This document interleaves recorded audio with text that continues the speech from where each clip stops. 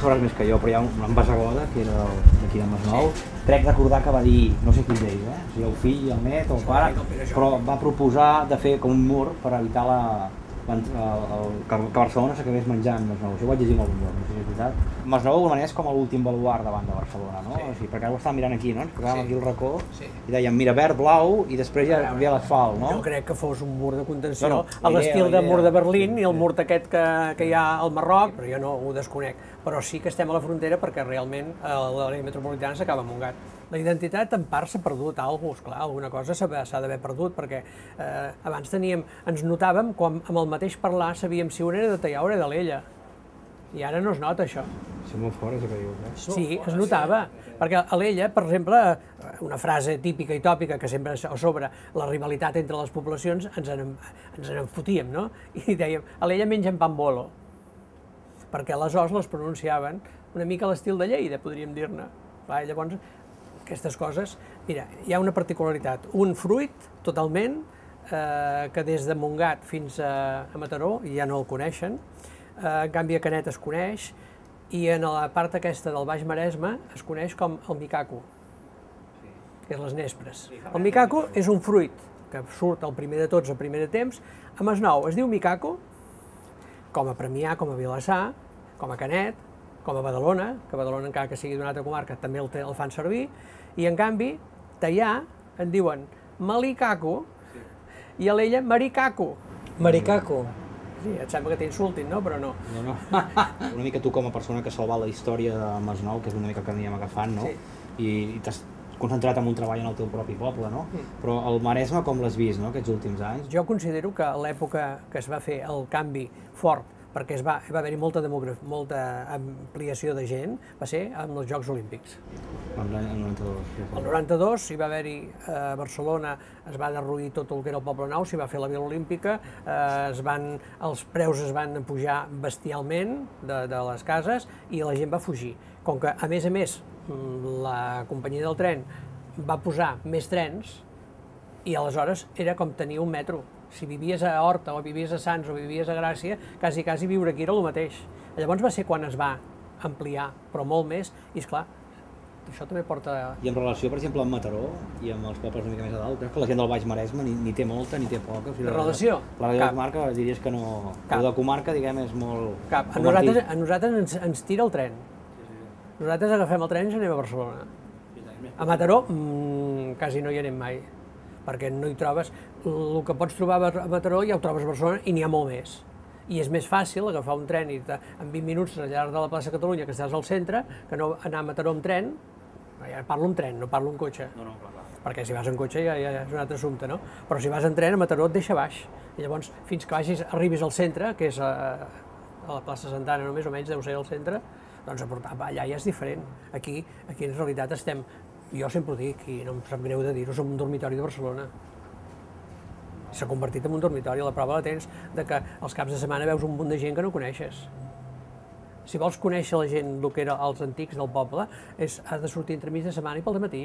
A Barcelona també van absorbir al segle XIX els barris, o sigui, antigues poblacions com Gràcia, Sants i Hostafrancs i tota una sèrie de poblacions que hi havia al voltant de Barcelona, se les ha menjades, però l'esperit d'aquells pobles encara hi continua. Fixa't que tenen les seves pròpies festes majors, tenen les seves de barri, els seus grups. La seva història. La seva història. Vull dir, s'absorbeix, però alguna queda. Podem anar cap a dalt ara, potser, no? Això llavors què és la seu d'alguna cosa? No, és una casa particular que sí, prou. Sí, vostè és la mosseguera d'aquí? Jo vaig néixer aquí, jo. Imagina't, si fa anys. 74. Què se'n recorda de petita? Perquè deu ser molt diferent, això, no? Devia canviar... Abans tot, jo, mira, de quan petita jugava per anava aquí... a collir mongetes, a collir tot, i ara són torres. Ara quan passo per aquí dalt penso, mira, aquí collia mongetes, jo. El record que té vostè de petita, imagino que ja dic que poques cases, no? Aquí no, res, tot eren vinyes. Vinyes. Tot eren vinyes. I es feia el vi, eh? Es feia el vi, sí. Feia la barema... Aquí, És una masia viva. Jo vaig fer una petita guia de la casa que es diu Can Teixidor, 20 segles d'història viva. I vol dir que és viva, perquè, esclar, si hi ha terres que encara es conreen. De l'època romana, això era una vila romana.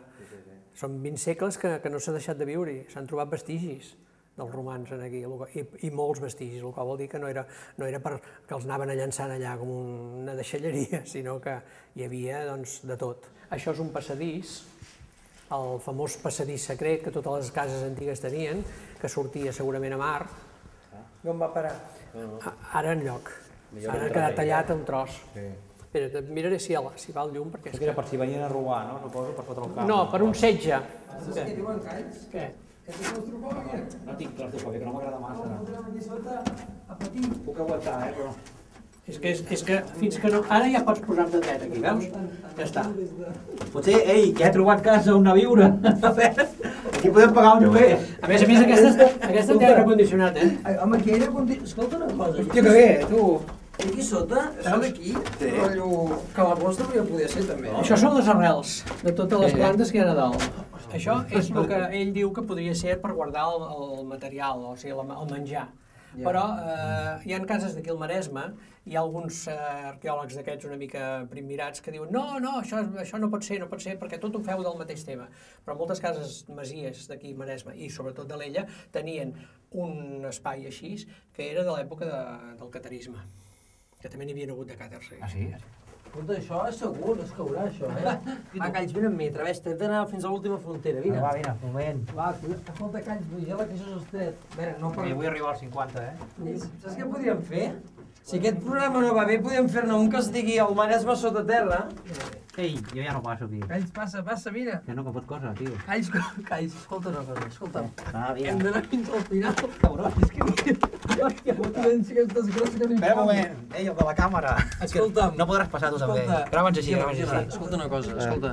Hem anat fins al final. Xavi Cru, em fots amb uns barrons. Que puta. Que surti a la tele. Que tinc claustrofòbia. Que tinc claustrofòbia i hem arribat fins al final del túnel, eh?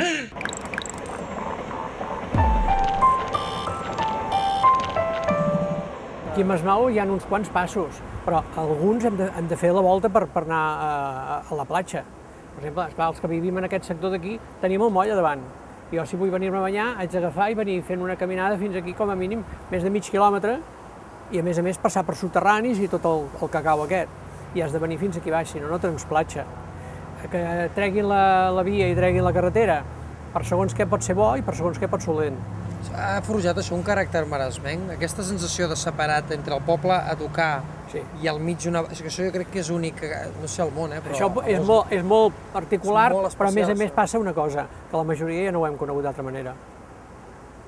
Jo ho he conegut d'una manera en què hi havia diversos passos nivell, jo tenia la sort que en tenia una davant de casa, i esclar, passaves per allà al pas nivell i passaves per la via, com que passaven 2 o 3 trens a l'hora, com a màxim, doncs miraves una mica i passaves, i després ja no hi havia cap més barrera. I la carretera era de 2 carrils i circulaven uns quants cotxes, per tant podies passar-la tranquil·lament. Ara tenim semàfors, passos subterranis i tot el romanço, però la barrera ja hi ha sigut sempre.